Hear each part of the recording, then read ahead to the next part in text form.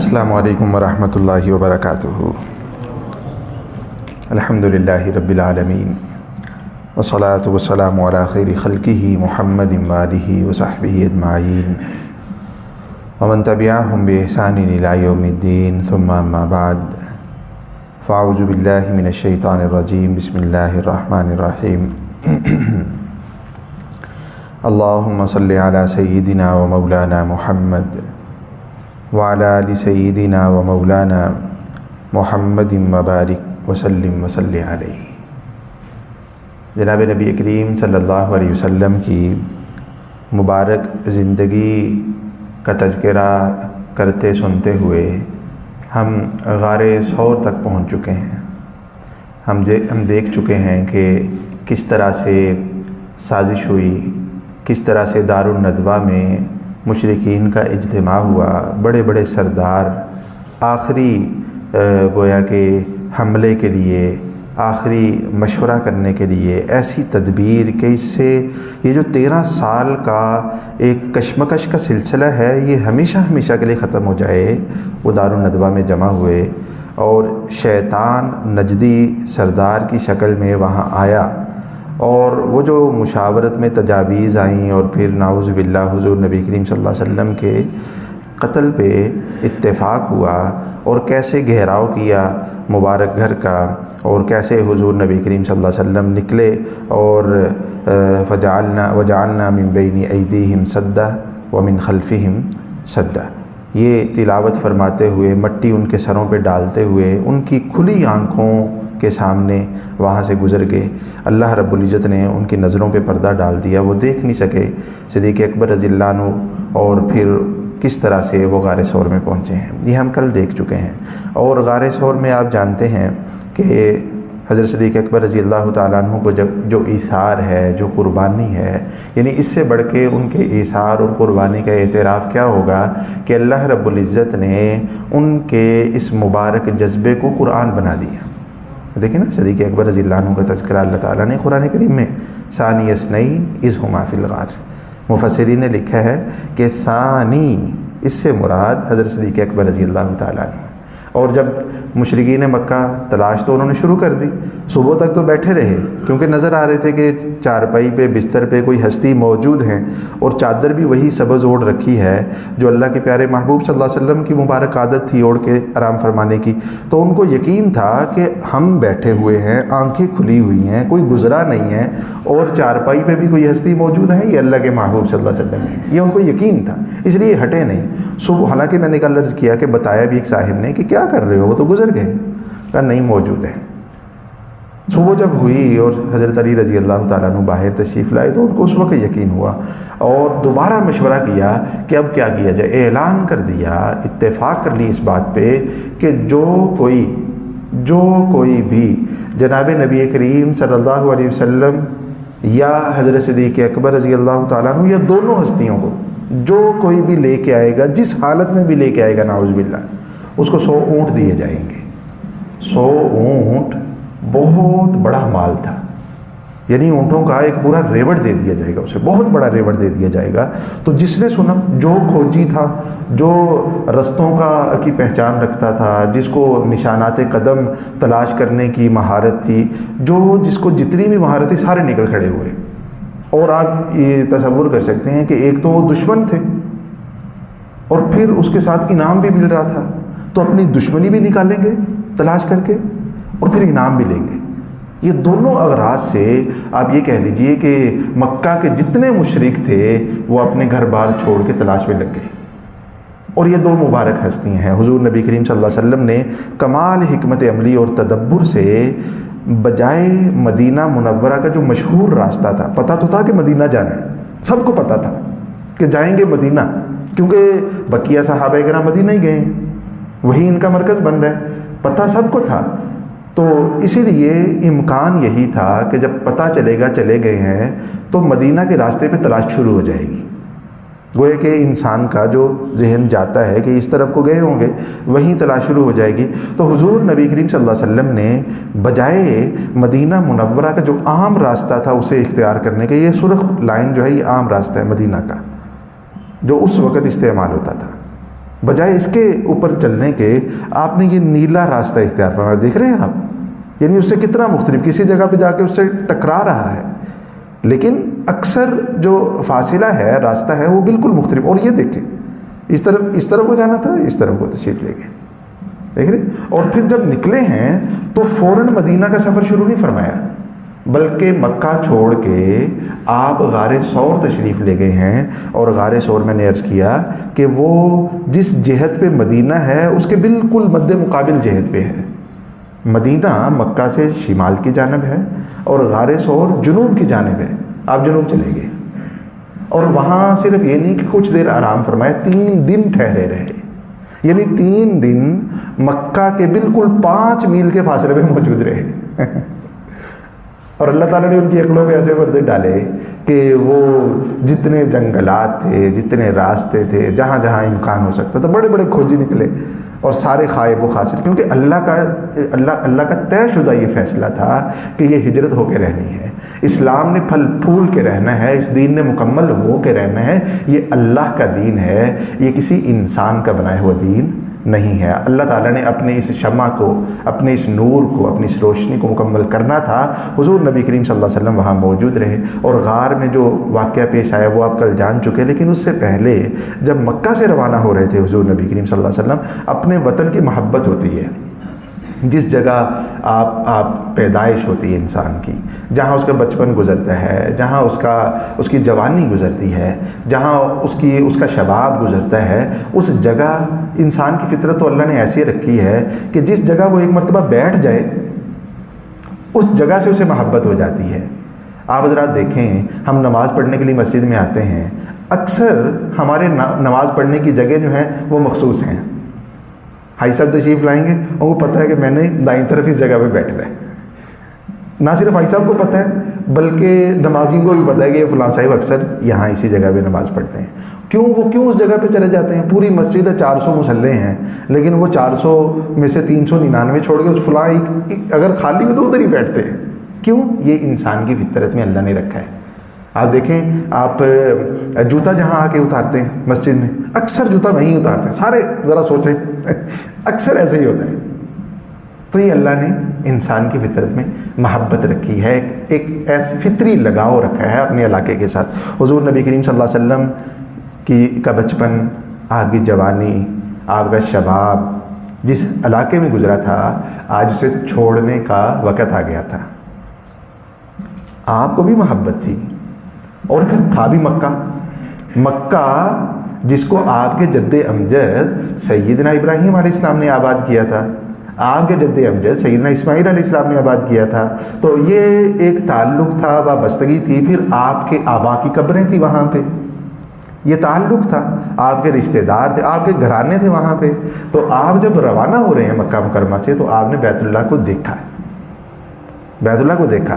روایات میں آتا ہے کہ آپ نے بیت اللہ کو مخاطب بھی کیا، مخاطب کر کے کہا کہ بیت اللہ، تیری خوشبو بڑی پاکیزہ ہے، تیری خوشبو بڑی پاکیزہ ہے، تیری ہوا بڑی معطر ہے.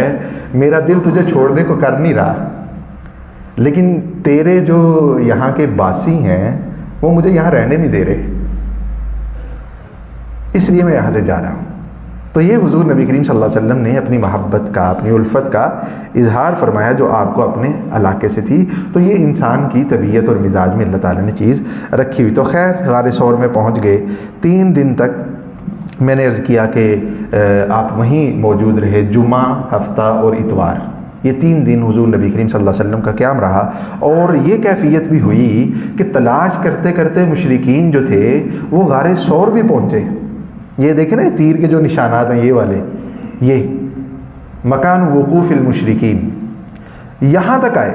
اور اللہ کے پیارے محبوب صلی اللہ علیہ وسلم، صدیق اکبر رضی اللہ عنہ، وہ یہاں پہ موجود ہیں.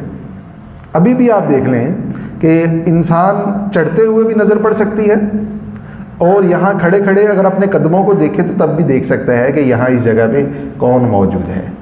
اللہ تعالیٰ نے یہاں بھی ان کی آنکھوں پہ پردہ ڈال دیا. حضرت صدیق اکبر رضی اللہ عنہ نے فرمایا کہ اللہ کے پیارے محبوب صلی اللہ علیہ وسلم یہ تو پہنچ گئے، اور اگر انہوں نے نیچے دیکھ لیا، اپنے قدموں کی جانب بھی دیکھ لیا تو یہ ہمیں پہچان لیں گے. ہمیں دیکھ لیں گے۔ حضور نبی کریم صلی اللہ علیہ وسلم نے ارشاد فرمایا کہ ابو بکر آپ کا کیا خیال ہے ان دو لوگوں کے بارے میں کہ جن کے ساتھ تیسرا اللہ تعالیٰ ہے، اللہ موجود ہے، لا تحزن ان اللہ معنا، ابو بکر غمگین نہیں ہونا، اللہ ہمارے ساتھ ہے۔ اور اللہ کے ساتھ ہونے کا واضح ثبوت دلیل یہ تھی کہ نہ انہوں نے دیکھا اور نہ وہ پکڑ سکے، نہ ان کو پتہ چل سکا کہ یہاں ہستی موجود ہیں۔ تو خیر حضور نبی کریم صلی اللہ علیہ وسلم تیسرے دن نکلے ہیں یہاں پہ، آپ کے یہاں تفصیلات ہیں کہ 3 دن کیسے گزرے، کھانے پینے کا نظم کیسے بنتا تھا۔ عامر بن فہیرہ جو غلام تھے حضرت صدیق اکبر رضی اللہ عنہ کے، بکریاں چرایا کرتے تھے اس طرف میں۔ وہ شام کے وقت میں رات جب آدھی گزر جاتی تو بکریوں کا پورا ریوڑ یہاں لے آتے تھے، دودھ پیا کرتے تھے حضور نبی کریم صلی اللہ علیہ وسلم صدیق اکبر رضی اللہ عنہ۔ اور حضرت عبداللہ جو بیٹے تھے ابو بکر رضی اللہ عنہ کے، وہ مکہ مکرمہ سے روزانہ آیا کرتے تھے، اور جو مشورہ ہوا ہوتا تھا، جو کوئی خبریں ہوتی تھیں وہ پہنچایا کرتے تھے، واپس بھی جایا کرتے تھے، اور صبح ہونے سے پہلے تڑکے پہنچ جایا کرتے تھے۔ کسی کو نہیں پتہ چلتا تھا کہ عبداللہ نے رات کہاں گزاری ہے۔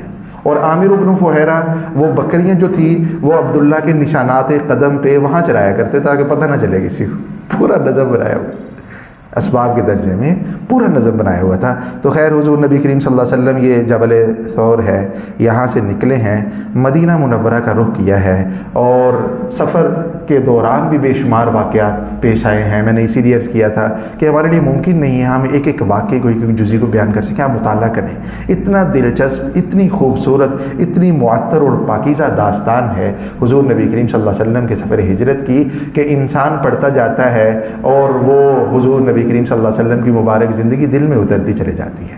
آپ پڑھیں، لذت محسوس کریں، اپنی زندگیوں کو سنواریں۔ تو میں نے عرض کیا تھا آپ خود بھی مطالعہ کا ذوق بنائیں، کتابیں موفور ہیں، موجود ہیں۔ تو خیر آپ رستے میں تھے، 2 واقعات میں عرض کر دیتا ہوں۔ ایک واقعہ پیش آیا معبد کا، بہت معروف واقعہ ہے۔ رستے میں بھی حضور نبی کریم صلی اللہ علیہ وسلم، ظاہر بات ہے کہ جو کھانا پینا ہے اس کا نظم ہے، وہ ساری چیزیں ہیں۔ تو رستے میں جب آپ کو کھانے کی حاجت ہوئی، ضرورت محسوس ہوئی، تو ایک خیمہ نظر آیا، ایک ڈیرا نظر آیا، آپ وہاں تشریف لے گئے۔ وہ معروف صحابیہ حضرت معبد رضی اللہ عنہا کا خیمہ تھا۔ اترے وہاں پہ اور انہوں نے خوش آمدید کہا، آپ کو بٹھایا۔ آپ نے پوچھا کہ کوئی جانور ہے جس کا ہم دودھ پی سکیں؟ انہوں نے فرمایا کہ جتنے جانور ہیں، بکریاں، وہ سارے میرے خامند ابو معبد چرانے کے لیے لے کے جا چکے ہیں، گھر میں کوئی بکری نہیں ہے۔ آپ نے فرمایا کوئی، اب انہوں نے کہا کہ ایک بکری ہے لیکن اس نے دودھ دینا چھوڑ دیا ہوا ہے، وہ دودھ نہیں دیتی۔ آپ نے فرمایا کہ ہمیں اس کا دودھ دھونے کی اجازت ہے؟ معبد نے فرمایا ضرور، دودھ اگر آپ دھو لے تو اجازت ہے۔ بکری پیش کی گئی، حضور نبی کریم صلی اللہ علیہ وسلم نے اپنے مبارک ہاتھوں کو اس کے تھنوں پہ لگایا تو دودھ اتنا بھر گیا کہ کبھی بھی اس بکری میں اتنا دودھ نہیں اترا تھا۔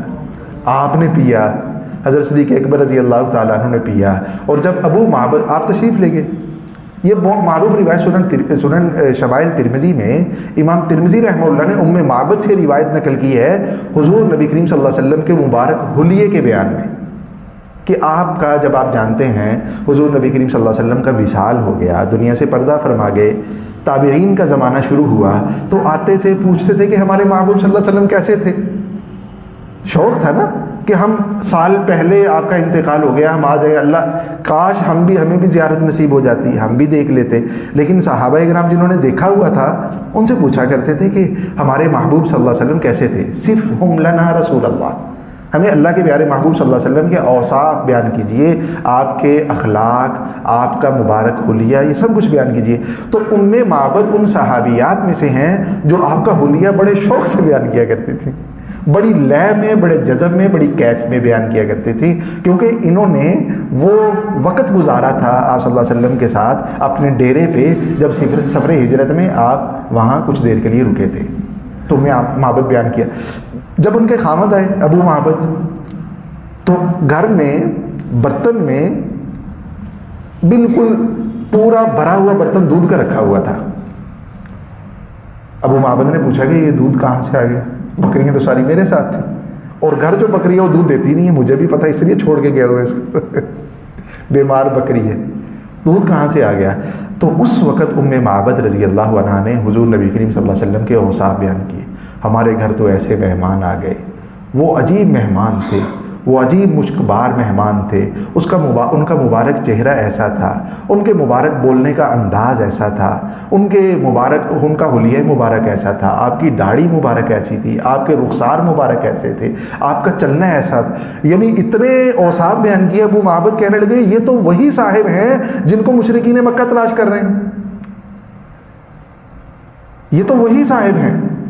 اتنا اوصاف انہوں نے کہا کہ یہ تو وہی ہیں. کہنے لگے کہ میرا دل کرتا ہے میں بھی آپ کے دوستوں میں، آپ کے ماننے والوں میں شامل ہو جاؤں. یہ اس حسرت کا اظہار فرمایا. اور بعض روایات سے پتہ چلتا ہے کہ ابو معبد حضور نبی کریم صلی اللہ علیہ وسلم کی خدمت میں بھی حاضر ہوئے جب ان کی اہلیہ نے ان کو اوصاف بیان کر دیے. تو یہ حضور نبی کریم صلی اللہ علیہ وسلم کے مبارک سفر کا ایک واقعہ. دوسرا معروف واقعہ جو آپ کو یہاں پہ بھی نظر آ رہا ہوگا، اس میں کچھ معروف واقعات لکھے ہوئے ہیں. حضرت سراقہ ابن مالک مدلجی رضی اللہ عنہ کا واقعہ ہے. میں عرض کر رہا ہوں کہ پورا جزیرہ عرب جہاں جہاں آواز پہنچی مشرکین کو کہ تلاش کرنا ہے 100 اونٹ ملیں گے، تو بے شمار لوگ نکلے. بڑا انعام تھا نا، تو دشمنی بھی تھی کیونکہ وہ مسلمان نہیں تھے بہت سارے.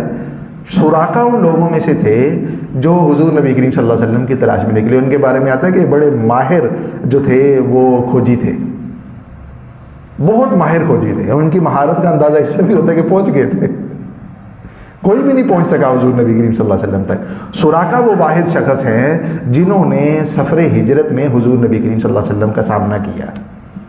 سراقہ اپنے گھوڑے پہ زین رکھ کے، اپنا نیزہ لے کے نکلے ہیں گھر سے کہ میں نہ صرف تلاش کروں گا بلکہ 100 اونٹ لے کے آؤں گا واپس. حضرت سراقہ تو اس وقت تک مسلمان نہیں تھے، تو نکلے ہیں. حضور نبی کریم صلی اللہ علیہ وسلم کے نشانات قدم، آپ کے آثار پہ چلتے چلتے پہنچ گئے ہیں، اور دور سے حضور نبی کریم صلی اللہ علیہ وسلم کی زیارت ہوگی. ان کو پتہ چل گیا ہے کہ یہی ہستیاں ہیں جن کی تلاش میں ہم لوگ نکلے ہوئے ہیں.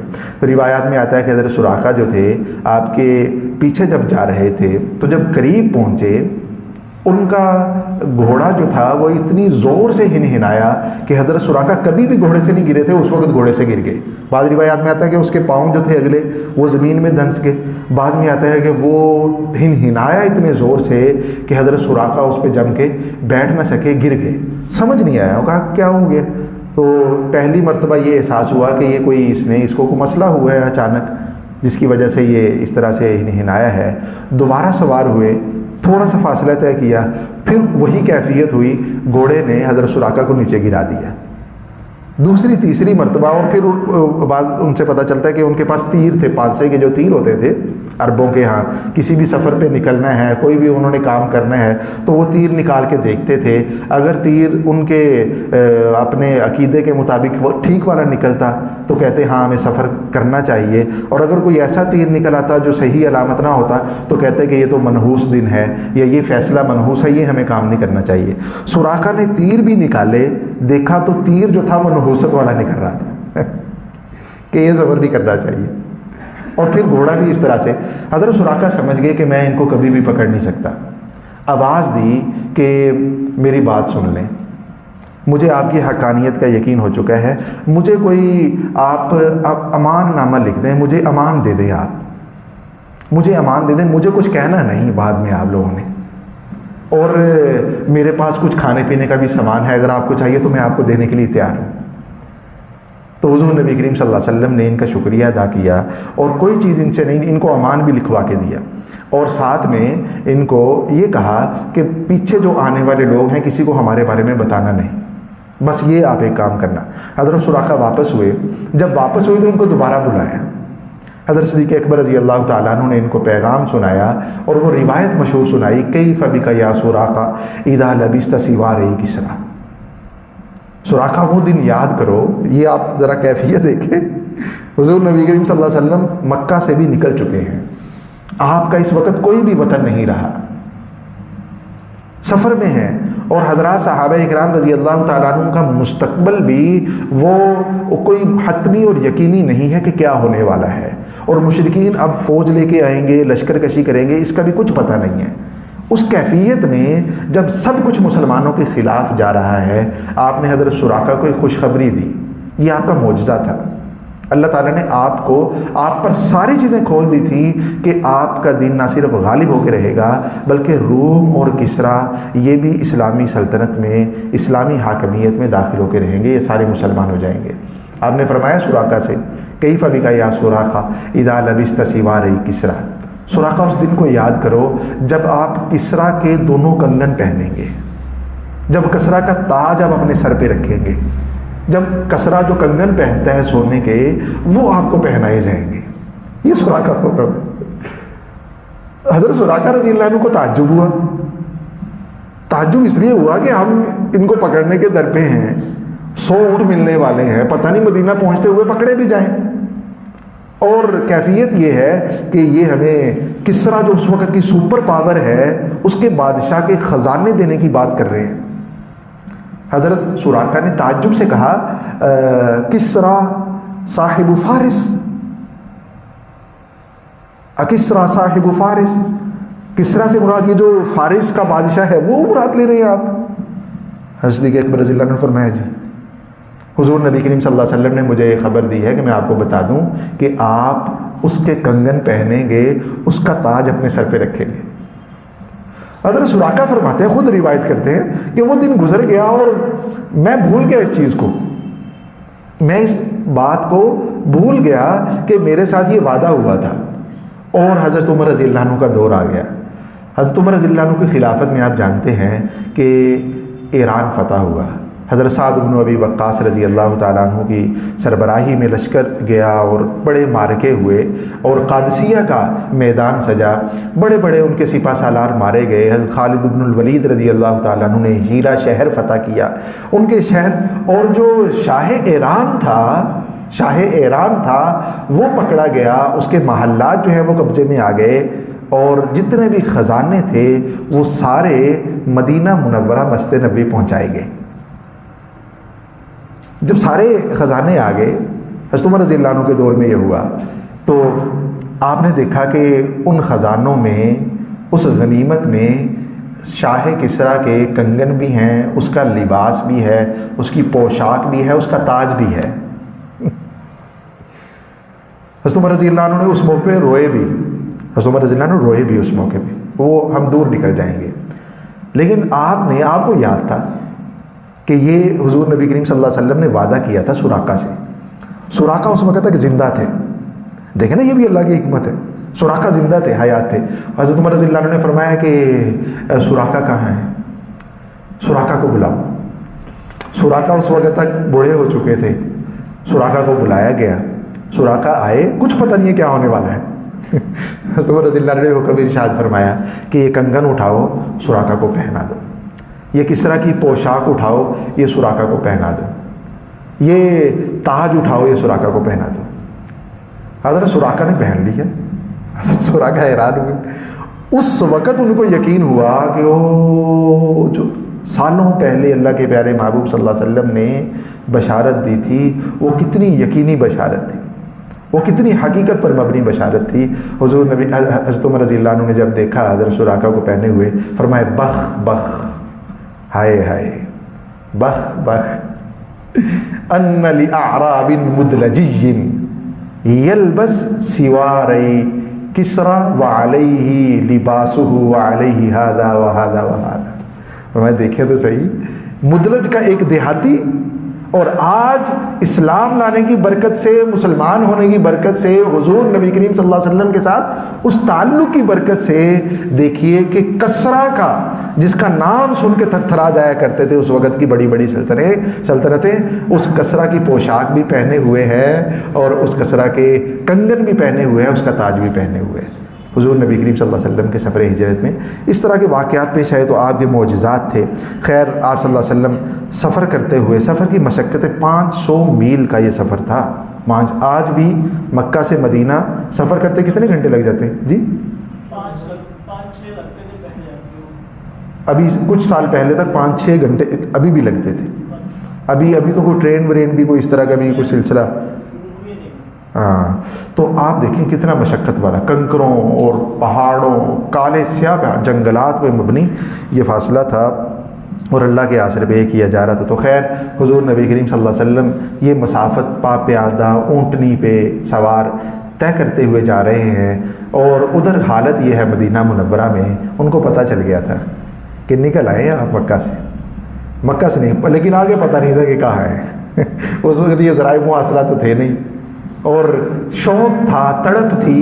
انصار صحابہ کرام کو اللہ تعالیٰ نے عجیب محبت عطا کر رکھی تھی، اور پورا مدینہ جو تھا وہ اس تڑپ میں تھا، اس شوق میں تھا کہ کاش پہلے ہماری نگاہ پڑ جائے، پتہ نہیں کب آئیں گے۔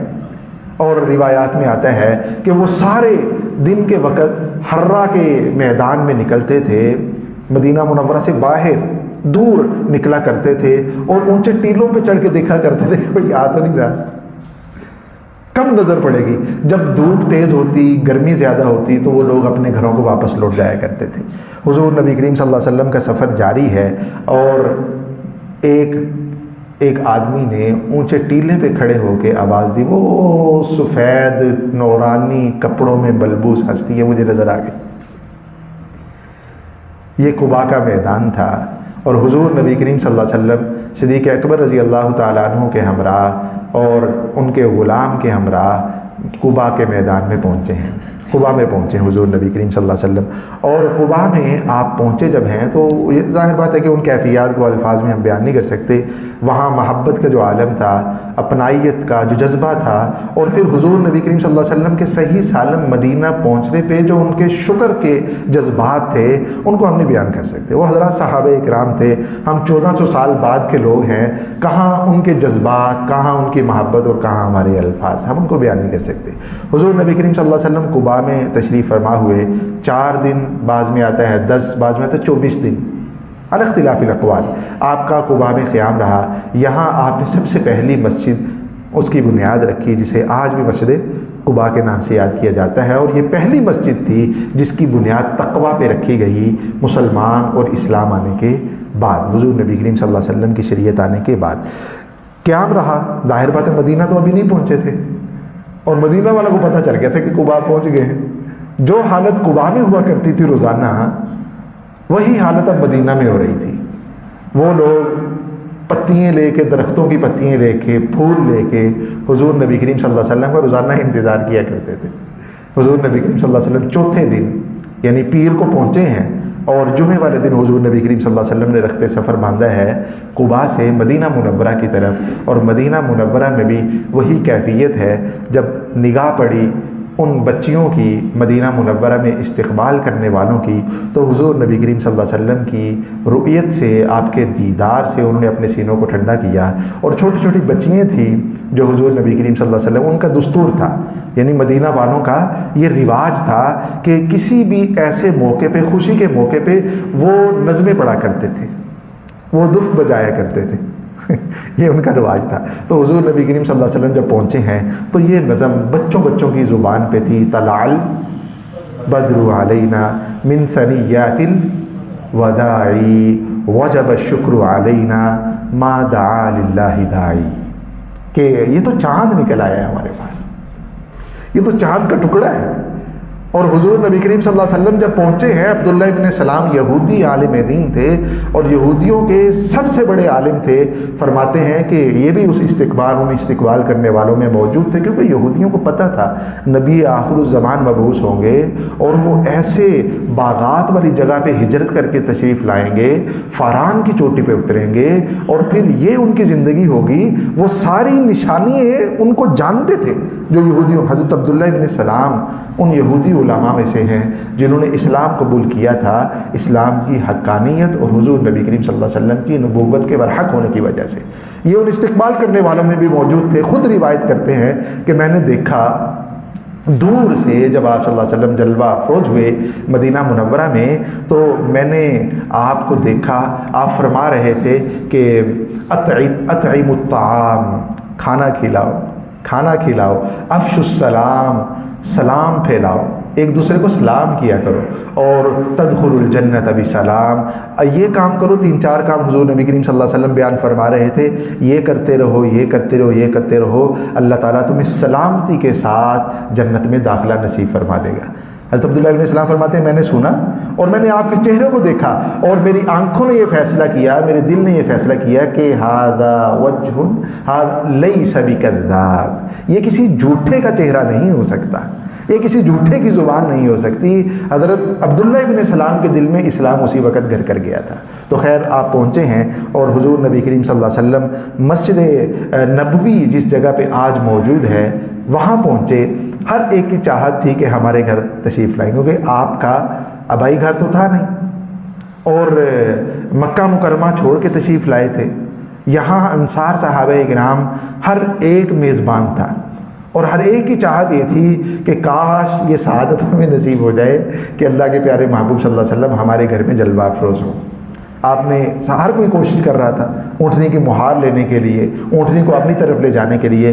حضور نبی کریم صلی اللہ علیہ وسلم نے منع فرمایا کہ اونٹنی کی مہار کوئی نہ، کسی نے نہیں پکڑ رکھی تھی، فرمایا کہ اس کو چھوڑ دو، انہا مأمورہ، یہ اللہ کے حکم کی منتظر ہے، جس جگہ اللہ اسے بیٹھنے کا حکم ارشاد فرمائیں گے یہ اس جگہ بیٹھ جائے گی، اور جہاں بیٹھے گی میرا قیام اسی گھر میں ہوگا۔ حضور نبی کریم صلی اللہ علیہ وسلم جب بنو نجار میں پہنچے ہیں، آپ کا ننہال تھا، آپ کے ماموں کی جگہ تھی وہ والی، تو حضور نبی کریم صلی اللہ علیہ وسلم جب پہنچے ہیں اونٹنی وہاں پہ، تو وہاں ایک جگہ پہ جا کے اونٹنی رکی ہے، بیٹھی ہے، اور تھوڑی دیر بیٹھنے کے بعد آپ اترے نہیں، اونٹنی دوبارہ کھڑی ہوئی اور پھر چلنے لگ گئی اور دوبارہ اسی جگہ پہ آ کے بیٹھی جس جگہ پہ پہلے بیٹھی تھی۔ حضور نبی کریم صلی اللہ علیہ وسلم نیچے اترے ہیں اور آپ نے پوچھا ہے کہ یہاں قریب ترین گھر کس کا ہے؟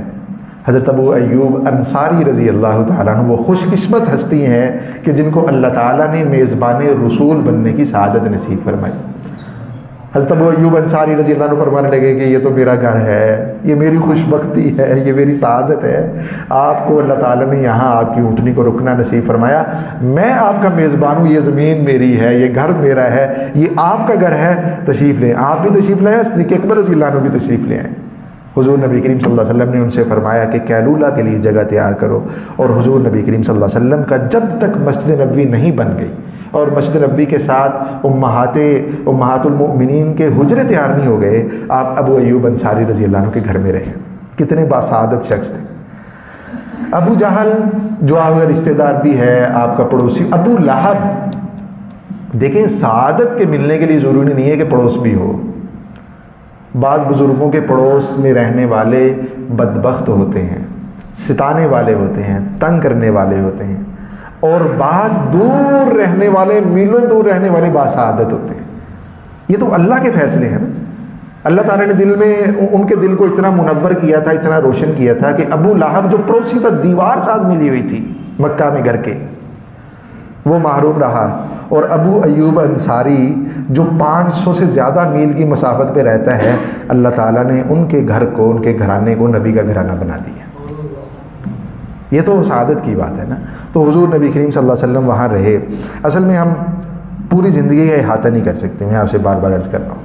مدینہ منورہ اس کی سیاست مختلف تھی، مدینہ منورہ کے حالات مختلف تھے، مدینہ منورہ کے اندر جو چیلنجز تھے وہ بالکل مختلف تھے۔ آپ ذرا دیکھیں جو مدنی زندگی ہے اس کے مراحل کو آپ تقسیم کر لیں۔ جس طرح مکی زندگی کو آپ نے 4 حصوں میں تقسیم کیا، 1 نبوی سے 3 نبوی تک جو خفیہ دعوت کا زمانہ ہے، 4 سے 7 تک جو اعلانیہ دعوت کا زمانہ ہے، جو تکلیفوں کا، جو مشقتوں کا، جو آزمائشوں کا، بڑی آزمائشوں کا زمانہ ہے، اور سن 7 سے 10 نبوی تک جو شیب ابی طالب میں محاصرے کا زمانہ ہے، اور چوتھا دور سن 10 سے 13 نبوی تک جو مختلف قبائل عرب کو، مکہ سے باہر قبائل عرب کو دعوت کا اور ہجرت کے ماحول بننے کا زمانہ ہے۔ اس طرح سے آپ نے مکی دور کو تقسیم کیا تھا۔ مدنی دور کو بھی آپ اسی طرح سے تقسیم کر لیں۔ مدنی دور کے بھی 3 حصے ہیں۔ نمبر 1 سن 1 ہجری سے 6 ہجری تک، سن 1 ہجری سے 6 ہجری تک، یعنی ہجرت سے صلح حدیبیہ تک، سن 6 ہجری کو صلح حدیبیہ ہو گئی۔ یہ دور اس کی اپنی سیاست تھی، اپنے چیلنجز تھے، اپنی مشکلات تھیں، اور ان کو ایک طرح سے حضور نبی کریم صلی اللہ علیہ وسلم نے جو ہے وہ اب یہ کہہ لیجئے کہ ہینڈل کیا ہے۔ اور دوسرا دور جو تھا وہ سن 6 ہجری سے سن 8 ہجری تک ہے، 2 سال میں، پہلا 6 سالہ ہے اور دوسرا 2 سالہ ہے، یعنی صلح حدیبیہ سے فتح مکہ تک یہ دوسرا دور ہے۔ اور تیسرا دور سن 8 ہجری سے سن 11 ہجری یعنی ربیع الاول 11 ہجری تک، جو مختلف قبائل کے بڑے بڑے وفود کے فوج در فوج اسلام میں داخل ہونے کا زمانہ ہے۔ یہ 3 ادوار ہیں، پہلا 6 سالہ ہے اور دوسرے دو جو ہیں دونوں وہ 2 سالہ ہیں۔ یہ 10 سالہ زندگی ہے حضور نبی کریم صلی اللہ علیہ وسلم کی جو مدینہ منورہ میں گزری ہے۔ سب سے مشکل جو دور تھا وہ پہلا تھا۔ اس دور کے چیلنجز کو اگر آپ دیکھیں، ہجرت مدینہ سے صلح حدیبیہ تک یعنی سن 1 ہجری سے سن 6 ہجری تک، یہ جو دور ہے اس دور میں داخلی چیلنجز بھی تھے۔ مدینہ منورہ میں 3 طرح کے طبقات تھے، 3 طرح کے لوگ تھے۔ پہلے مسلمان جو انصار ہیں، وہاں کے مقامی باشندے ہیں، اوس سے ہیں یا خزرج سے ہیں یہ، اور مہاجرین۔ پہلی یہ جماعت تھی، پہلا یہ طبقہ تھا۔ دوسرے نمبر پہ مدینہ منورہ کے مقامی مشرکین، اوس و خزرج سارے کے سارے تو مسلمان نہیں ہوئے تھے، ان میں عبداللہ ابن ابی بھی تھا، اس کے پیروکار بھی تھے، اور بہت بڑا مجمع ایسا تھا جنہوں نے ابھی تک اسلام قبول نہیں کیا، مقامی باشندے تھے لیکن غیر مسلم تھے۔ یہ دوسری طرح کا طبقہ اور جماعت تھی۔ تیسری طرح کے لوگ یہود مدینہ۔ مدینہ منورہ میں یہودیوں کے بھی قبائل آباد تھے، 3 بڑے قبیلے تھے، بنو قینقاع، بنو قریظہ اور بنو نذیر۔ یہ 3 ان کے بڑے قبیلے تھے، اور یہ آپ یہ کہہ لیجئے کہ مدینہ منورہ کی معیشت پہ، مدینہ کی اکانومی پہ، مدینہ کی مارکیٹ پہ غالب تھے۔ تجارت پہ قبضہ انہی کا تھا۔ جو مدینہ کے یہود کے علاوہ مقامی باشندے تھے وہ کھیتی باڑی کرتے تھے اور مارکیٹیں انہوں نے سنبھال رکھی تھی، تو اس لیے ان کو ایک طرح کا تسلط بھی تھا۔ تو 3 طبقات تھے۔ میں عرض کر رہا ہوں کہ یہ جو سن 1 سے 6 ہجری تک کا زمانہ ہے یہ داخلی چیلنجز کا بھی زمانہ ہے۔ داخلی چیلنجز میں حضور نبی کریم صلی اللہ علیہ وسلم کو جو پہلی جماعت ہے اس کے حوالے سے بھی چیلنجز تھے، مسلمان، انصار اور مہاجر۔ ان کے چیلنجز کیا تھے؟ ان کی آبادکاری بہت بڑا مسئلہ تھا۔ جو مہاجرین کی جماعتیں آ رہی ہیں مکہ میں، اپنے گھر بار مال بچے سب کچھ چھوڑ کے ان کو یہاں کیسے آباد کریں گے؟ اور پھر جو انصار صحابہ کرام رضی اللہ عنہم ہیں ان کے رشتہ دار ہیں جو ابھی تک غیر مسلم ہیں، مسلمان غیر مسلم، ان کے تعلقات ہیں، ان کو کس نہج پہ لے جایا جائے گا؟ مسلمانوں کے حوالے سے چیلنجز تھے۔ دوسرے نمبر پہ جو غیر مسلم ہیں اوس اور خزرج کے، ان کے حوالے سے چیلنج یہ تھا کہ آپ جانتے ہیں اوس اور خزرج کی لڑائیاں چلتی رہتی تھی۔ حضور نبی کریم صلی اللہ علیہ وسلم کی ہجرت سے پہلے انہوں نے یہ طے کر لیا تھا کہ اب ہم نے لڑائی نہیں کرنی، لیکن طے کرنے کے باوجود بھی لڑائیاں نہیں رک رہی تھیں۔ اس بات پہ متفق ہوئے کہ ہم اپنا کوئی مشترکہ سردار بناتے ہیں، اس کی سرداری میں ہم سارے یکجان ہو جائیں گے، جیسے سردار کہیں گے ہم ویسے کریں گے۔ ہم مشترکہ مشاورت سے ایک سردار بنا لیتے ہیں۔ وہ سرداری عبداللہ ابن ابی کے حصے میں آئی تھی۔ یہ جو منافق بنا ہے اس کی منافقت کی وجوہات میں سے بہت بڑی وجہ یہ ہے کہ حضور نبی کریم صلی اللہ علیہ وسلم کے تشریف آوری سے وہ سرداری جو عبداللہ ابن ابی کو ملنے والی تھی، وہ سیاسی قیادت جو عبداللہ ابن ابی کو ملنے والی تھی، وہ سے محروم ہو گیا تھا۔ اور یہ مدینہ منورہ کے جو غیر مسلم مشرک لوگ تھے ان کا سربراہ بن گیا تھا۔ یعنی یہ مسلمانوں کی سربراہی حضور نبی کریم صلی اللہ علیہ وسلم اندر کھاتا، ظاہری طور پہ نہیں تھا، وہ ظاہری طور پہ تو وہ کہتا تھا ٹھیک ہے جی سب کچھ، اپنے آپ کو مسلمان بھی کہتا تھا، لیکن آپ جانتے ہیں وہ منافق تھا، اور قرآن نے اس کے نفاق کو بیان کیا ہے۔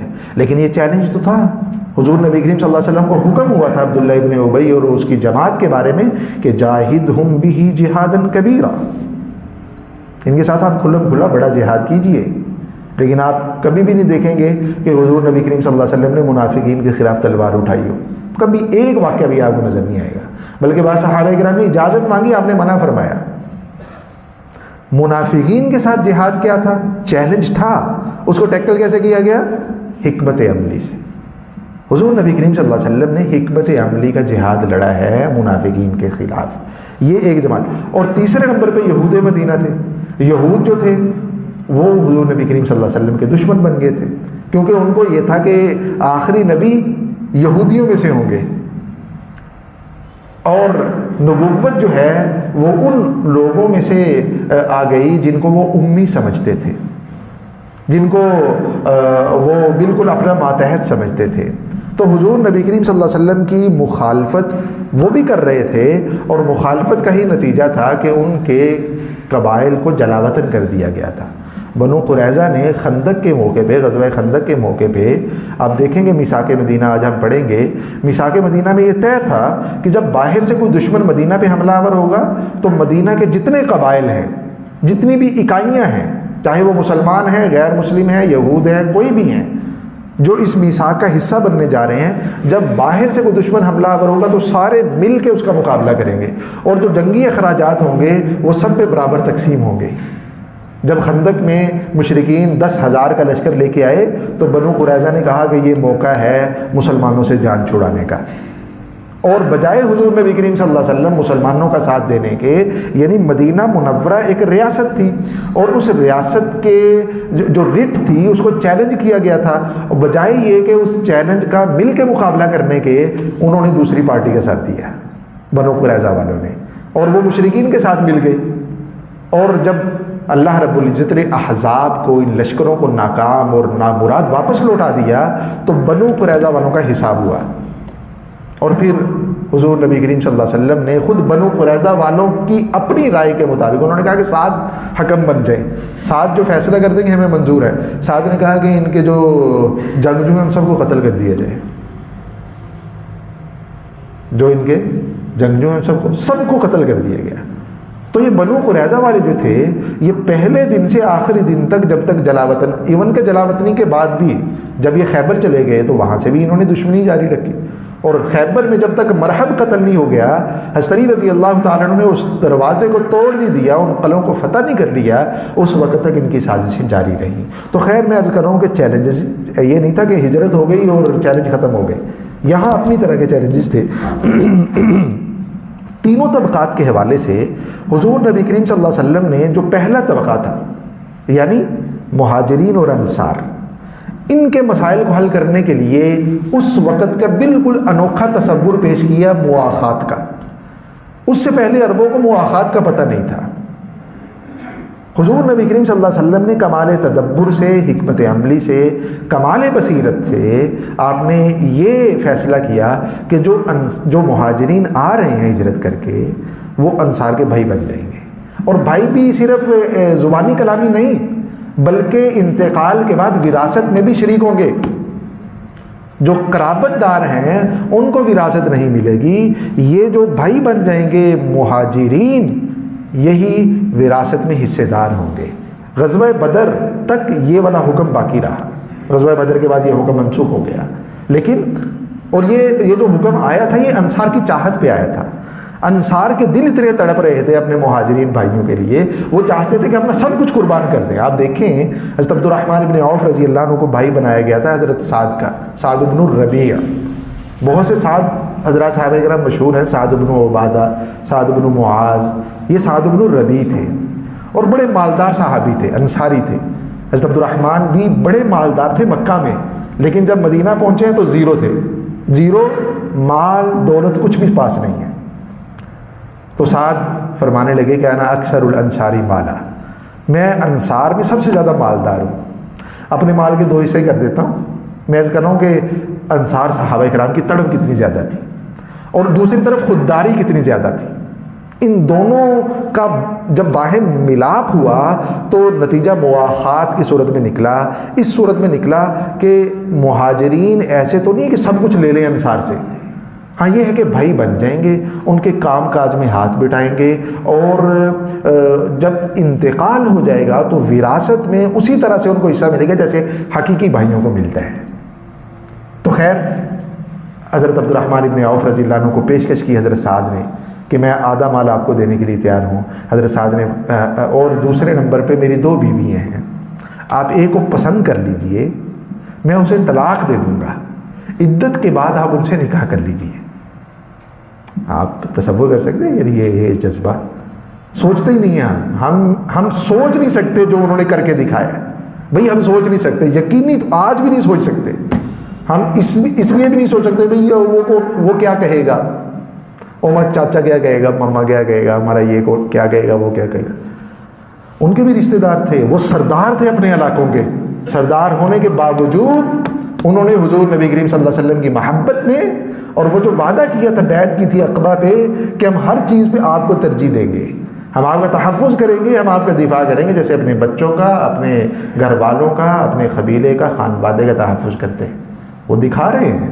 آپ غزوہ بدر کے موقع پہ دیکھیں، جب آپ نے پوچھا تو فرمایا کہ آپ ہمیں حکم دیں، ہم گھوڑے دوڑا دیں گے سمندر میں، اگر آپ گھوڑے دوڑانے کا حکم دیں گے ہم سمندر میں اتر جائیں گے، ہم چھلانگ لگا دیں گے آگ کے کنوؤں کے اندر، اگر آپ ہمیں حکم ارشاد فرمائیں گے، آپ تو آپ حکم فرمائیں، لڑائی کرنی ہے ہم لڑیں گے۔ انصار تھے بھائی، وہ انصار تھے۔ تو حضرت سعد نے پیشکش کر دی، یہ دونوں حضرت عبد الرحمن، یہ ایثار تھا۔ اور خودداری دیکھیے، حضرت عبد الرحمن نے فرمایا کہ شکریہ ادا کیا، کہا کہ میں تاجر آدمی ہوں، میں تاجر آدمی ہوں، مجھے مارکیٹ بتائیے، بازار بتائیے کہاں ہے، اس کا رستہ دکھائیے، میں محنت مزدوری کروں گا کہ اللہ تعالیٰ مجھے برکت دیں گے۔ یہ خودداری ہے، یہ مسلمان کی شان ہے۔ وہ جب مالدار ہوتا ہے تو وہ ایثار کرتا ہے، اور جب وہ غربت اور افلاس میں ہوتا ہے تو وہ خودداری کا مظاہرہ کرتا ہے، وہ اپنے پیٹ سے کبھی بھی کپڑا اترنے نہیں دیتا۔ عبد الرحمن نے فرمایا تو بنو قینقاع یہ یہودیوں کا قبیلہ تھا، جیسے میں عرض کر رہا ہوں نا، مارکیٹ پہ غالب تھے، تو مدینہ کے سنٹر میں جو بازار تھا وہ بنو قینقاع کا تھا۔ بنو قریظہ اور نذیر یہ مضافات میں رہتے تھے، جہاں اوس رہتے تھے، یہ اوس کے حلفاء تھے۔ نذیر اور قریظہ یہ اوس قبیلے کے حلفاء تھے، اور بنو قینقاع یہ خزرج کا حلیف تھا، اور خزرج بھی مدینہ کے اندر رہتا تھا۔ سارے مدینہ میں تھے، لیکن کچھ مضافات میں تھے اور کچھ سینٹرل مدینہ میں تھے۔ تو خیر بنو قینقاع بازار تھا بنو قینقاع کا، تو آپ کو بتا دیا گیا کہ وہاں ہے مارکیٹ۔ حضرت عبد الرحمن گئے، اور جب رات کو واپس آئے تو آپ کے پاس پنیر کا ٹکڑا تھا اور کچھ گھی تھا۔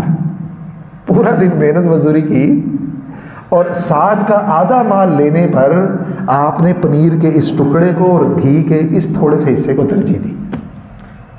کچھ دن گزرے، حضور نبی کریم صلی اللہ علیہ وسلم نے حضرت عبد الرحمن ابن عوف کے کپڑوں پہ زرد نشانات دیکھے، خوشبو کے نہیں، وہ خوشبو تھی جو اس وقت خواتین استعمال کیا کرتی تھی، وہ خوشبو جو استعمال کرتی تھی وہ کپڑے پہ نشان چھوڑ دیتی تھی، تو وہ نشان حضرت عبد الرحمن کے کپڑوں پہ لگے ہوئے تھے۔ آپ نے پوچھا عبد الرحمن شادی کر لی؟ آپ دیکھیں اس سماج میں جب اللہ کے پیارے محبوب صلی اللہ علیہ وسلم موجود تھے، آج ہم ناراض ہو جاتے ہیں اگر کسی نے نہیں بلایا نا، ناراض ہو جاتے ہیں، یا شادی پہ نہیں بلایا، ہم بھی ناراض ہو جاتے ہیں، میں ان کی مسجد کا امام ہوں، میں خطیب ہوں، مجھے نہیں بلایا۔ حضور نبی کریم صلی اللہ علیہ وسلم نے شکوہ نہیں کیا، خوشی کا اظہار کیا۔ پوچھا عبد الرحمن شادی کر لی؟ کہا جی شادی کر لی۔ آپ نے پوچھا کہ کوئی مہر بھی دیا ہے؟ مہر میں کیا دیا ہے؟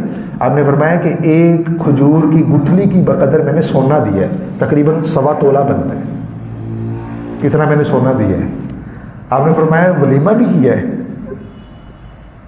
یعنی یہ بھی امکان تھا کہ ولیمہ ہو جاتا اور حضور نبی کریم صلی اللہ علیہ وسلم کو دعوت نہ دی جاتی۔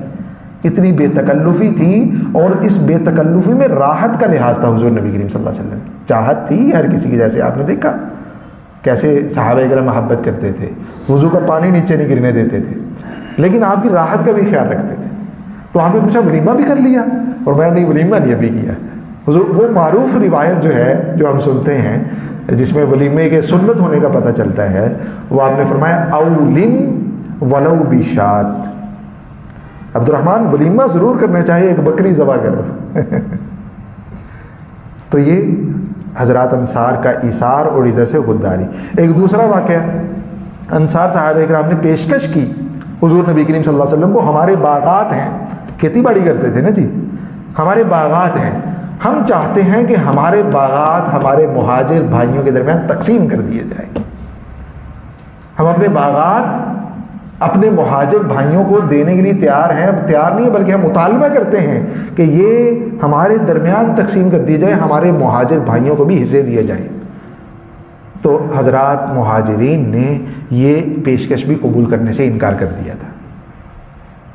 خودداری تھی، عزت نفس تھی۔ درمیان میں طے یہ ہوا کہ باغات کے مالک تو نہیں بنایا جائے گا مہاجرین کو، ہاں بلکہ انصار نے کہا تو پھر ایسے کریں کہ یہ ہمارے ساتھ کام کیا کریں، اگر نہیں لینا چاہتے باغات تو کام کریں، جو پھل ہوگا، جو کھیتی ہوگی وہ ہم دونوں بانٹ لیا کریں گے، کھیتی ہمارے درمیان۔ تو گویا کہ وہ بھی تلے ہوئے تھے کہ ہم نے اکرام کر کے رہنا ہے، تو یہ چیز ان کی قبول کی گئی۔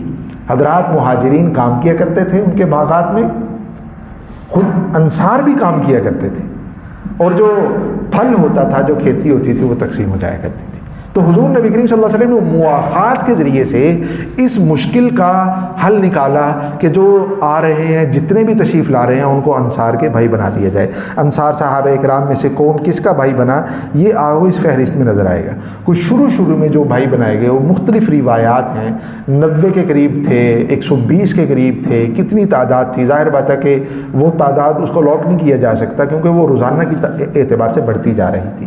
اور پھر جو مہاجرین تشریف لا رہے تھے ان میں سے کچھ کا تو تعلق تو مواخات کی صورت میں بنایا جا رہا تھا، کچھ مسجد نبوی میں اقامت پذیر تھے، مسجد نبوی میں صفہ بن چکا تھا، اور حضرات صحابہ اکرام کی ایک تعداد تھی جو مسجد نبوی میں ہی گزر بسر کیا کرتی تھی، کھانے پینے کا نظم بھی وہاں بنتا تھا، یعنی حضور نبی کریم صلی اللہ علیہ وسلم تشکیل فرما دیا کرتے تھے فلاں جگہ سے کھانا آئے گا یا فلاں جگہ سے کھانا لایا جا سکتا ہے، جو ہمارے مدارس میں ایک وقت میں چلتا رہا نظم۔ پڑھا ہوگا آپ میں سے کئی حضرات نے، ہم نے تو سنا ہی ہے کہ پہلے مدارس میں ہوتا تھا کھانا جو ہے وہ محلے سے جمع کیا جاتا تھا اور وہ ایک نئی ڈش بن جاتی تھی جمع ہو رہا ہے وہ بھی لوگ تو ایک نئی ڈش بن جاتی تھی۔ تو اس طرح سے اب بھی ہے جی اچھا، بعض علاقوں میں ابھی بھی ہے جو مضافات کے ہیں، دیہاتی، اچھا کئی ایک علاقے ہوں گے، یقیناً ہوں گے۔ تو ہاں جی، ذائقہ یہ کھایا بھی ہے حضرت میں کھانے والے بھی موجود ہیں۔ تو اس پہ وہ تسلسل ہے، وہ تسلسل ہے، یعنی حالات نے، جو حالات ہوتے ہیں یہ بہت ساری ایسی چیزیں ہمارے سامنے کھول دیتے ہیں جو عام طور پہ انسان کے ذہن میں نہیں آ سکتی۔ یہ ترتیب حضور نبی کریم صلی اللہ علیہ وسلم نے جو مواخات والی بنائی، اگر ہجرت نہ ہوتی تو یہ ترتیب سامنے نہ آتی۔ ابھی کرونا آیا، کرونے کے بعد کتنے نئے ہم چیزیں دیکھ رہے ہیں، ہو رہی ہیں، وہ ان حالات نے انسان کو مجبور کر دیا کہ بھی راستے تلاش کرو۔ تو خیر حضور نبی کریم صلی اللہ علیہ وسلم نے جو حل پیش کیے اس وقت کے چیلنجز کے، وہ بہترین حل تھے۔ اور پہلا جو چیلنج تھا انصار اور مہاجرین کے حوالے سے، اس کو اس طرح سے حضور نبی کریم صلی اللہ علیہ وسلم نے کیا۔ دوسرا جو چیلنج تھا، جو مدینہ منورہ میں غیر مسلم تھے، وہاں کے مقامی اور یہود مدینہ تھے، ان کی طرف سے جو مسائل اور مشکلات پیدا ہو سکتی تھیں، ان کے لیے آپ نے یہ طے کیا کہ ان سے معاہدے کیے جائیں گے۔ آپ نے ایک معاہدہ خود مسلمانوں کے درمیان کیا، یعنی جتنے بھی مسلمان انصار مہاجرین، ایک تو مواخات کا سلسلہ ہوا، ایک ان کا معاہدہ ہوا کہ ہر خوشی غمی میں میری پیروی ہوگی، اللہ کا حکم مانا جائے گا، اور اس کی کئی ایک شکیں ہیں جن پہ تمام مسلمانوں نے اتفاق کیا۔ اور دوسرا جو معاہدہ ہوا وہ مدینہ منورہ کے جو غیر مسلم قبائل تھے ان کے ساتھ ہوا، مسلمانوں اور غیر مسلم قبائل کے درمیان، اور مسلمانوں کو اتھارٹی حاصل تھی، جو حاکمیت ہے وہ مسلمانوں کو حاصل تھی۔ اور وہ جو معاہدہ، بڑا معاہدہ ہوا، جو تاریخ میں میثاق مدینہ کے نام سے جانا جاتا ہے۔ کہا جاتا ہے کہ تاریخ انسانی کا، ہمارے بہت بڑے اسکالر گزرے ہیں، ڈاکٹر محمد حمید اللہ، اور ہماری اسلام یونیورسٹی کے پریزیڈنٹ تھے ڈاکٹر محمود احمد غازی صاحب رحمہ اللہ، دونوں حضرات کا انتقال ہو گیا۔ یہ کہا کرتے تھے، فرمایا کرتے تھے، ان کی کتابوں میں موجود ہیں یہ باتیں، کہ تاریخ انسانی کا سب سے پہلا تحریری دستور، سب سے پہلا چارٹر وہ میثاق مدینہ ہے۔ میثاق مدینہ سے 1400 سال پہلے کی بات ہے یہ والی، یعنی اس سماج میں اور یہ سماج اگر آپ جزیرہ عرب کو دیکھیں تو وہ بکھرا ہوا سماج تھا، وہ تو تنکوں کی مانت تھے، وہاں مرکزیت نہیں تھی، وہاں اتحاد نہیں تھا۔ نہ صرف یہ کہ مکہ میں بلکہ مدینہ میں بھی لڑائی جھگڑا تھا۔ اوس اور خزرج یہ جنگوں کا استعارہ تھے۔ جنگ بعاث ابھی ختم ہوئی تھی، سن 11 نبوی میں شروع ہوئی اور ابھی ہجرت سے پہلے ختم ہوئی تھی، اور اسی جنگ نے ان کو اتنا کھوکھلا کر دیا تھا کہ کسی ایک سردار پہ جمع ہونے پہ یہ آگے تھے، ورنہ تو یہ آتے ہی نہیں تھے۔ تو اور سردار بھی عبداللہ ابن ابی پہ متفق ہونے کے قریب ہو چکے تھے، متفق ہو چکے تھے تقریباً۔ تاج پوشی ہمارے حضرت مولانا زاہد الراشدی صاحب دامت برکاتہم فرمایا کرتے ہیں کہ سب کچھ ہو گیا تھا، بس تاج پوشی رہ گئی تھی۔ وہ تاج پوشی ابھی نہیں ہوئی تھی کہ حضور نبی کریم صلی اللہ علیہ وسلم کی ہجرت ہو گئی۔ عبداللہ ابن ابی کو یہ بڑا وہ تھا، وہ اس نے کئی مواقع پہ اظہار بھی کیا، اور اس کی ساری زندگی جو گزری ہے وہ اسی جلن میں، اسی کڑن میں گزری ہے۔ تو خیر، جو مدینہ کے مقامی قبائل تھے جن میں اوس اور خزرج کے مشرکین اور یہودیوں کے تینوں قبائل بنو قینقاع، نذیر اور قریظہ، ان کو اکٹھے کر کے ایک معاہدہ کیا گیا، اور اس معاہدے میں جو شقیں طے کی گئیں وہ اگر آپ دیکھیں تو میں نے وہ پورا ان میں دے دیا ہے، یہ والا اگر آپ اس کو پڑھیں تو،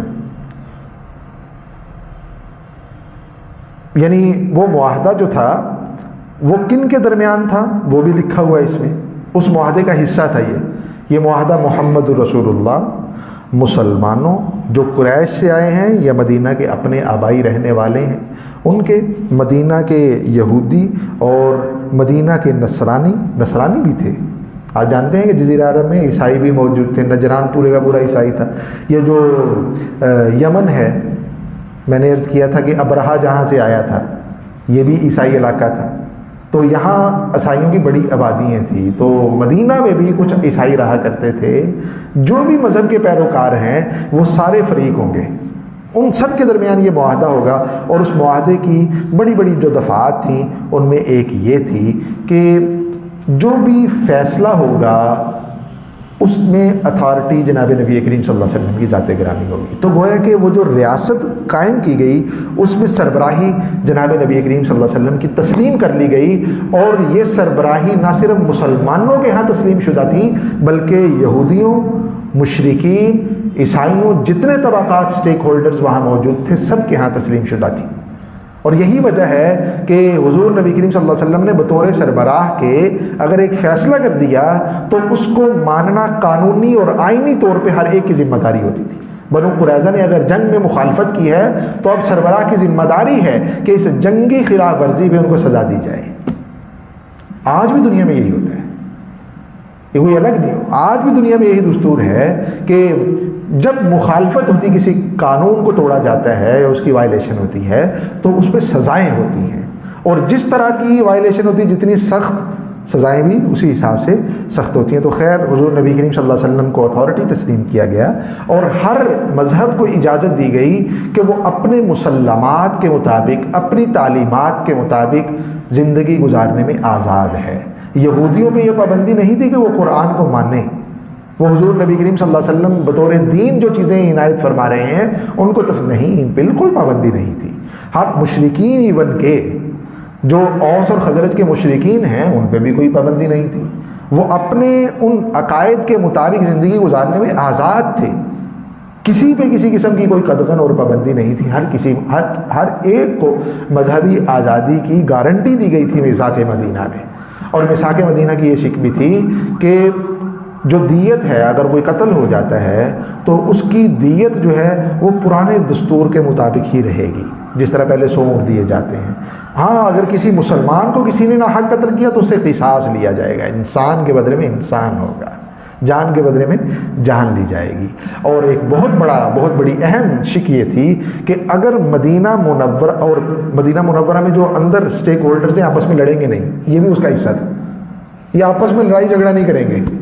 وہ جو جنگیں اوس اور خزرج کی تھی وہ ختم ہو گئیں، آج وہ جو جنگیں تھیں دیگر قبائل کے ساتھ وہ ختم ہو گئیں، داخلی قبائل کے ساتھ یہ طے ہوا۔ اور پھر یہ کہ اگر باہر سے کوئی حملہ کرے گا مدینہ سے باہر، وہ تو اس معاہدے کا حصہ نہیں ہے، اور اگر وہ حملہ کرے گا کسی ایک فریق پہ بھی اگر اس نے حملہ کیا تو سارے مل کے دفاع کریں گے۔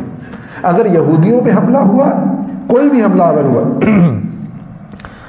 تو یہودی آئے بھی مدینہ میں اس لیے تھے کہ ان پہ فلسطین میں حملے ہوئے تھے، یہ خانہ بدوشی کی زندگی گزارتے گزارتے یہاں ان علاقوں میں آگے آباد ہو گئے تھے۔ رومیوں نے ان کو مارا تھا، رومی عیسائی مذہب کے پیروکار تھے، تو آج یہ طے ہو گیا کہ اگر کسی بھی فریق پہ حملہ ہوا تو سارے مل کے دفاع کریں گے، اور چاہے وہ حملہ یہودیوں پہ ہو، چاہے وہ مشرکین اوس اور خزرج پہ ہو، چاہے وہ مسلمانوں پہ ہو۔ یہ واضح طور پہ اس میثاق کا حصہ تھا، اور اس کی وائلیشن ہوئی غزوہ احزاب میں، اور جس کی وجہ سے سزائیں دی گئیں۔ تو خیر میں عرض کر رہا تھا کہ جو دوسرا فریق تھا، دوسری مشکل تھی، ان کو اس طریقے سے حضور نبی کریم صلی اللہ علیہ وسلم نے اس پہ قابو پایا۔ تیسرے نمبر پہ جو دیگر باہر کے قبائل تھے اور مدینہ منورہ سے باہر سے جو مشکلات تھیں، ان کے لیے حضور نبی کریم صلی اللہ علیہ وسلم نے جو مضافات میں رہنے والے قبائل تھے ان سے معاہدے شروع کر دیے۔ یعنی یہ معاہدہ جو ہوا مدینہ منورہ کے مقامی لوگوں کے درمیان ہوا، جتنے بھی اسٹیک ہولڈرز تھے، اور اس کے بعد حضور نبی کریم صلی اللہ علیہ وسلم جب ایک مرکزیت عطا کر چکے مدینہ کو، شہر کو، تو آپ نے مدینہ کے قرب و جوار میں جو قبائل تھے ان کی طرف اس طرح کے وفود بھیجنے شروع کر دیے، اور کئی ایک معاہدے ہوئے جن کا آپ ایک کتاب پڑھیں اگر ڈاکٹر حمید اللہ صاحب کی الوثائق السیاسیہ کے نام سے، عربی میں انہوں نے لکھی اور پھر اس کا اردو میں بھی ترجمہ ہو گیا، رسول اللہ صلی اللہ علیہ وسلم کے سیاسی وثیقہ جات، اچھی خاصی ضخیم کتاب ہے۔ اس کتاب میں انہوں نے ان تمام معاہدوں کا تذکرہ کیا ہے جو ان تک پہنچے ہیں، اور حضور نبی کریم صلی اللہ علیہ وسلم نے اپنے مدنی دور میں مختلف قبائل کے ساتھ کیے، وہ تمام معاہدے انہوں نے جمع کر دیے، اور ان معاہدوں کی دفعات میثاق مدینہ کی تقریباً کچھ 60 سے زیادہ دفعات کا انہوں نے تذکرہ کیا ہے۔ میثاق مدینہ میں کچھ 60 سے زیادہ دفعات تھیں جن کا انہوں نے تذکرہ، ہماری بات جو ہے وہ لمبی ہو رہی ہے، تو یہ جو مشکلات تھیں داخلی، حضور نبی کریم صلی اللہ علیہ وسلم نے اس طریقے سے ان کو کیا ہے۔ مواخات مدینہ کے جو اثرات ہوئے ہیں وہ آپ اگر ان PPTs کو دیکھیں گے، یہ جو دور تھا پہلے والا، ہم یہ بات کر کے اس کو ختم کر رہے ہیں، جو سن 1 ہجری سے 6 ہجری تک ہے، اس میں جنگیں ہوئی ہیں، بہت زیادہ جنگیں ہوئی۔ اس میں جو بدر ہے، غزوہ بدر ہوا ہے، غزوہ احد ہوا ہے، غزوہ احزاب ہوا ہے، خندق ہوا ہے، غزوہ بنو المصطلق ہوا ہے، کئی ایک سریے حضور نبی کریم صلی اللہ علیہ وسلم نے روانہ کیے ہیں۔ یعنی غزوہ کہا جاتا تھا جس میں بنفس نفیس حضور نبی کریم صلی اللہ علیہ وسلم شرکت فرماتے، اور سریہ کہا جاتا تھا جس میں صحابہ کرام کی تشکیل ہوتی تھی، خود حضور نبی کریم صلی اللہ علیہ وسلم تشریف نہیں لے جاتے تھے۔ تو جو غزوات ہیں وہ تقریباً کوئی 27 کے قریب ہیں، 26-27 کے قریب حضور نبی کریم صلی اللہ علیہ وسلم کے غزوات ہیں، یہ میں نے لکھی تعداد، اور کل جو سرایا ہیں ان کی تعداد 38 کے قریب ہے۔ 38 کے قریب ایسے وفود حضور نبی کریم صلی اللہ علیہ وسلم نے مختلف مہمات جو مختلف علاقوں میں صحابہ کرام کی نگرانی میں روانہ کی ہیں۔ یہ کل 65 جنگیں ہوئی ہیں اس پورے دور میں۔ یعنی جنگیں ہونے کا مطلب یہ ہے کہ یہ وفد روانہ ہوئے ہیں، کئی ایک میں جنگ کی نوبت نہیں آئی، جیسے کئی ایک سریے ہیں ان میں جنگ، تبوک میں جنگ کی نوبت نہیں آئی، غزوہ تبوک جو ہوا ہے اس میں جنگ کی نوبت نہیں آئی۔ فتح مکہ یہ بھی غزوہ تھا لیکن اس میں بھی جنگ کی نوبت نہیں آئی، آپ جانتے ہیں۔ کئی ایک غزوات ایسے ہیں کہ ان کو بطور غزوہ نقل تو ہم کر رہے ہیں لیکن اس میں جنگ نہیں ہوئی، صرف تشریف لے جانے سے فتنے کا خاتمہ ہو گیا۔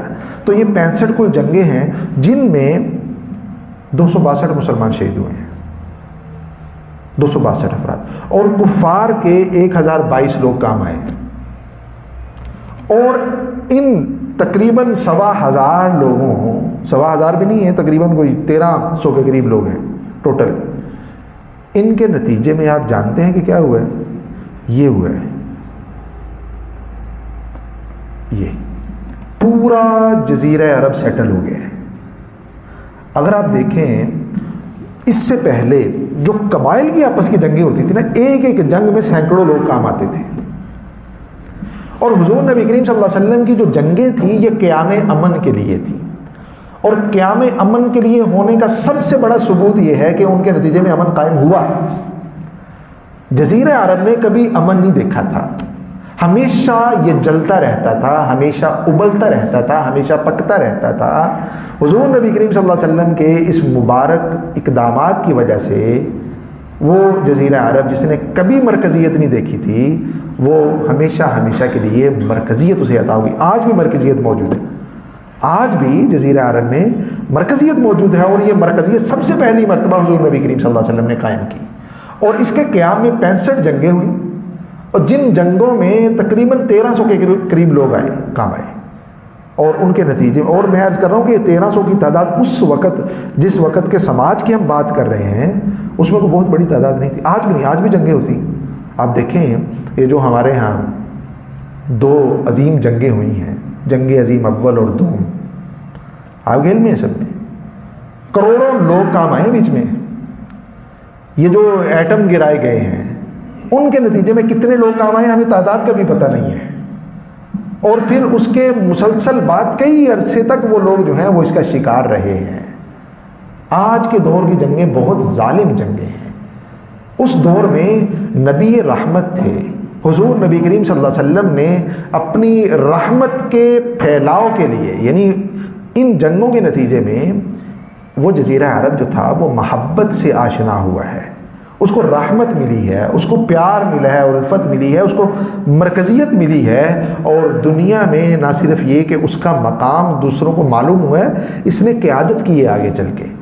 اس وقت کی جتنی معلوم دنیا تھی، 3 بر اعظم تھے، ان 3 بر اعظموں کے اکثر حصے پہ مسلمانوں نے حکومت کی ہے، بڑے حصے پہ، اور بڑے حصے پہ حکومت کا قیام، اس کا آغاز مکی دور سے ہوا ہے، اس کی تکمیل مدنی دور میں ہوئی ہے، اصولوں کی فراہمی کی، اور وہ پھلا پھولا ہے خلفائے راشدین کے ادوار میں۔ تو میں عرض کر رہا ہوں کہ ہر جنگ پہ ہماری بات نہیں ہو سکے گی۔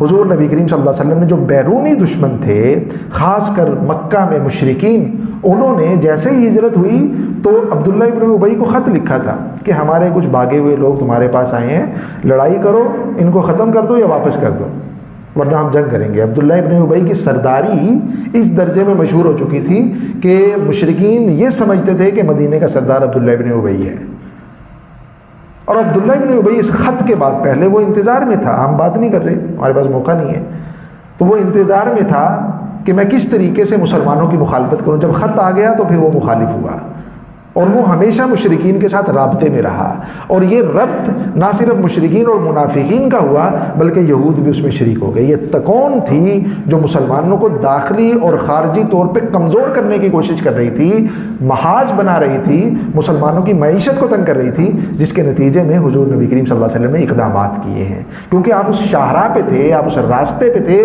جو اس وقت کی انٹرنیشنل مارکیٹس تک پہنچنے کا مرکزی راستہ تھا۔ جو شام اور یمن کی تجارت ہوتی تھی وہ مدینہ کے راستے سے ہوتی تھی۔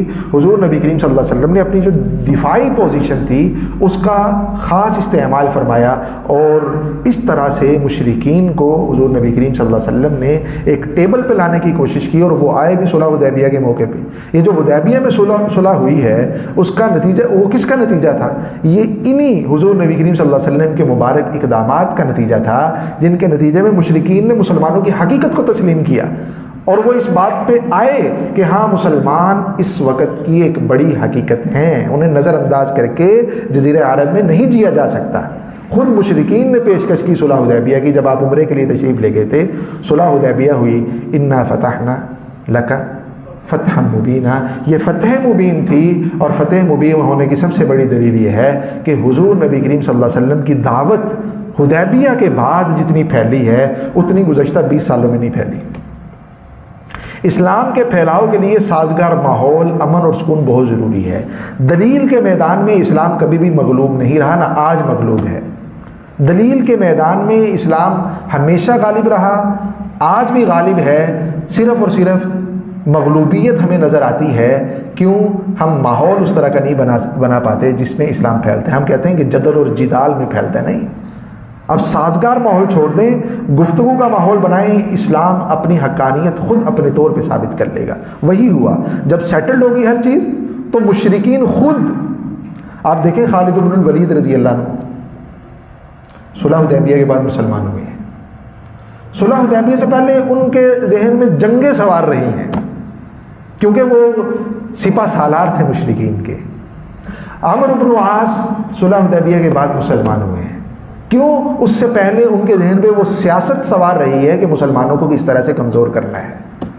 بڑے بڑے جو نام تھے مشرکین کے وہ صلح حدیبیہ کے بعد مسلمان ہوئے، اور پھر حضور نبی کریم صلی اللہ علیہ وسلم نے اس امن اور امان کا فائدہ اس طرح سے اٹھایا کہ اس وقت کی جو بڑی بڑی سلطنتیں تھیں ان کو مخاطب کیا، آپ نے خطوط بھیجے۔ آپ دیکھیں آپ کے دعوتی خطوط جو ہیں وہ اس وقت کے بڑے بڑے فرمان رواؤں کے پاس پہنچے ہیں۔ دو بڑی سلطنتیں تھیں، ایک رومن امپائر اور ایک پرشین امپائر، کیسر اور کسرا۔ ان دونوں کے حضور نبی کریم صلی اللہ علیہ وسلم نے نہ صرف مخاطب کیا بلکہ ان کے ساتھ ساتھ یمن، عمان، بحرین، یمامہ، حبشہ، مدائن، حوران، غساسینہ، آل غسان، ان سب کو خطوط بھیجے۔ ابھی اگر چارٹ دیکھیں گے اس میں آپ کو ان بادشاہوں کا تذکرہ بھی ملے گا اور ان قاصدوں کا تذکرہ بھی ملے گا جن کو حضور نبی کریم صلی اللہ علیہ وسلم نے خطوط دے کے روانہ کیا تھا۔ روم کی طرف کن کو بھیجا، ایران کی طرف کن کو بھیجا، عمان کن کو بھیجا، یہ حضرات صحابہ کرام، یہ ان علاقوں کے اندر اسلام کا پیغام پہنچ گیا۔ بادشاہوں کے دربار، دیکھیں بادشاہ کے دربار میں جب پیغام پہنچ گیا تو مطلب یہ ہے کہ شہروں میں، عام رعایا میں لوگوں تک بھی پیغام پہنچ گیا۔ اور اسی پیغام پہنچنے کا نتیجہ تھا کہ جب فتح مکہ ہوا، فتح مکہ کے اپنے اسباب ہیں، جو حلیف قبائل تھے ان قبائل میں سے جب بنو بکر قبیلے پہ خزاعہ والوں نے حملہ کیا، آپ جانتے ہیں نا صلح حدیبیہ میں یہ بھی طے ہوا تھا کہ جو مسلمانوں اور قریش کے علاوہ قبائل ہیں، یہ فریق قریش اور مسلمان تھے، تو ان دو کے علاوہ جو قبائل عرب ہیں وہ جن کے ساتھ بھی حلیف بننا چاہیں انہیں اجازت ہوگی۔ بنو خزاعہ بڑا قبیلہ تھا، انہوں نے مشرکین کے ساتھ یہ حلیف بن گئے، یہ ان کے ساتھ شریک ہو گئے، اور بنو بکر والے جو تھے یہ حضور نبی کریم صلی اللہ علیہ وسلم کے حلیف بن گئے۔ یہ دونوں الگ الگ حلیف کیوں بنے؟ کیونکہ خزاعہ اور بنو بکر ان کی جنگیں چلتی تھیں، یہ دونوں ایک حلیف بن ہی نہیں سکتے تھے۔ ہوا یہ کہ جب معاہدہ ہو گیا، سال گزر گیا، تو بنو خزاعہ والوں نے بنو بکر پہ حملہ کیا، اور اس حملے کی پشت پناہی کی مشرکین مکہ نے، کچھ سرداروں نے۔ تو یہ وہ موقع بنا، وہ سبب بنا جس کی بنیاد پہ مکہ فتح ہوا۔ حضور نبی کریم صلی اللہ علیہ وسلم نے کہا کہ جو بنو بکر والوں کا تاوان دینا پڑے گا، جتنے لوگ مارے ہیں ان کا قصاص لیں گے۔ بنو خزاعہ والے اس پہ نہیں آئے، تو حضور نبی کریم صلی اللہ علیہ وسلم نے صحابہ کرام کو حکم ارشاد فرمایا کہ نکلو مکہ کی طرف۔ 10,000 کا لشکر لے کے نکلے، اور 10,000 کا جب لشکر لے کے نکلے ہیں، تکبیر کی صداؤں کے ساتھ حضرات داخل ہوئے ہیں مکہ مکرمہ میں۔ حضور نبی کریم صلی اللہ علیہ وسلم نے جمع کیا ہے سب کو، سارے بیت اللہ میں جمع ہو جاؤ۔ یہ وہ بیت اللہ ہے جہاں 360 بت رکھے ہوئے ہیں۔ صحابہ اکرام کے ہاتھوں میں تلواریں ہیں، ہاتھوں میں نیزے ہیں، اور جس بت پہ بس چل رہا ہے اس کو زمین پہ گرا رہے ہیں۔ جاء الحق وزهق الباطل ان الباطل کان زہوقا، یہ ہر ایک کی زبان پہ صدا ہے۔ اور حضور نبی کریم صلی اللہ علیہ وسلم طواف فرما رہے ہیں بیت اللہ کو ان بتوں سے جن بتوں نے بیت اللہ کو ناپاک کیا ہوا تھا، جن بتوں کی گندگی سے برسہ برس تک بیت اللہ جو ہے وہ تعفن کا شکار رہا تھا۔ حضور نبی کریم صلی اللہ علیہ وسلم کے حضرات صحابہ اکرام نے ایک ایک بت کو پاش کر دیا۔ حضرت بلال رضی اللہ تعالیٰ عنہ کو بیت اللہ کی چھت پہ چڑھایا، بلال چھت پہ چلے جاؤ اذان دو۔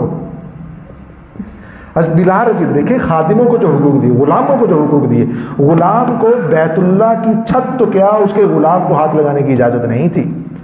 جس جگہ پہ کوئی مشرک سردار بیٹھ گیا ہے اس جگہ پہ بیٹھنے کی اجازت نہیں تھی۔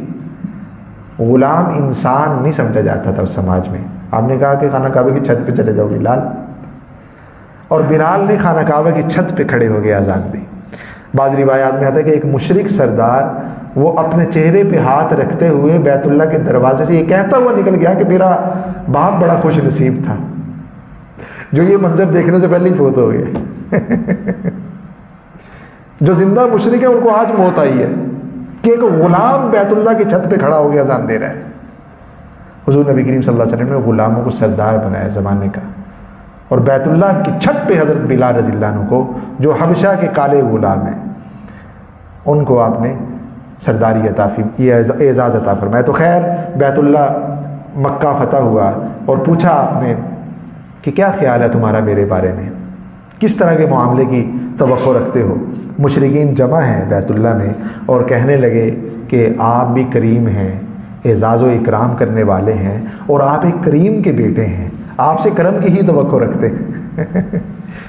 ظلم اور ستم کی 20 سالہ لمبی چوڑی داستان ہے، اور ظلم کرنے والے، جنگیں لڑنے والے، صحابہ کرام کو شہید کرنے والے آج معافی کی امید لگائے بیٹھے ہیں، اور آپ ان کی امید پہ پورا اترے ہیں، کیونکہ آپ بھی معاف کرنے والے ہیں، آپ معافی کو پسند بھی فرمانے والے ہیں، آپ محبت کرنے والے ہیں، محبتیں نشاور کرنے والے ہیں، آپ نبی الرحمت ہیں، آپ رحمت لے کے آئے اور رحمت بن کے برسے ہیں۔ اس دن جب مکہ فتح ہوا، آپ چاہتے تو ایک ایک مشرک کا سر قلم کر سکتے تھے، اتنی قوت تھی، 10,000 صحابہ کرام موجود تھے، اور آپ کے اشارے، صحابہ کرام کی چاہت تھی، حضرت عمر رضی اللہ عنہ بھی موجود تھے، آپ جانتے ہیں حضرت عمر رضی اللہ عنہ کا مزاج کو، چاہت تھی، لیکن آپ نے کیا فرمایا؟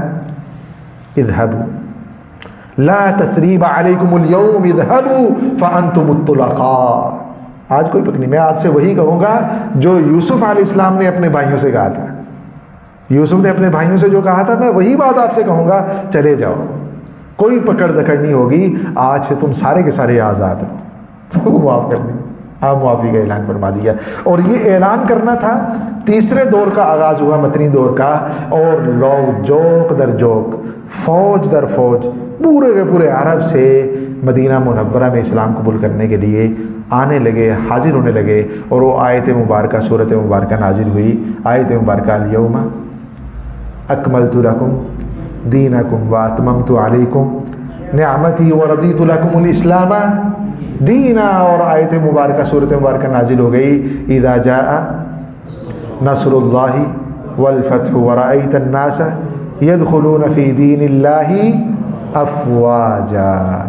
آگے والی جو آیات ہیں ان پہ انشاءاللہ ہم کوشش کریں گے کل ہماری گفتگو ہو جائے۔ تو ہم نے خلاصہ سے بیان کرنے کی کوشش کی کہ حضور نبی کریم صلی اللہ علیہ وسلم نے کن حالات میں مکہ چھوڑا، چھوڑتے وقت کیفیت کیا تھی، سفر ہجرت کیسا گزرا، مدینہ پہنچے تو چیلنجز کیسے تھے، اور کس طرح کے مشکل ترین حالات کو کس طرح حضور نبی کریم صلی اللہ علیہ وسلم نے کمال حکمت، کمال تدبر، کمال لیاقت سے ٹیکل کیا ہے، اور وہ جو مدینہ منورہ، وہ جو جزیرہ عرب دہکتی ہوئی آگ پہ جیسے اس کا پاؤں تھا، آپ نے اس کو محبت سے روشناس کیا ہے، مرکزیت عطا کی ہے، آپ نے ان کو نہ صرف یہ کہ زندگی گزارنے کا بلکہ جہاں بانی کے طریقے سکھائے ہیں حضور نبی کریم صلی اللہ علیہ وسلم نے۔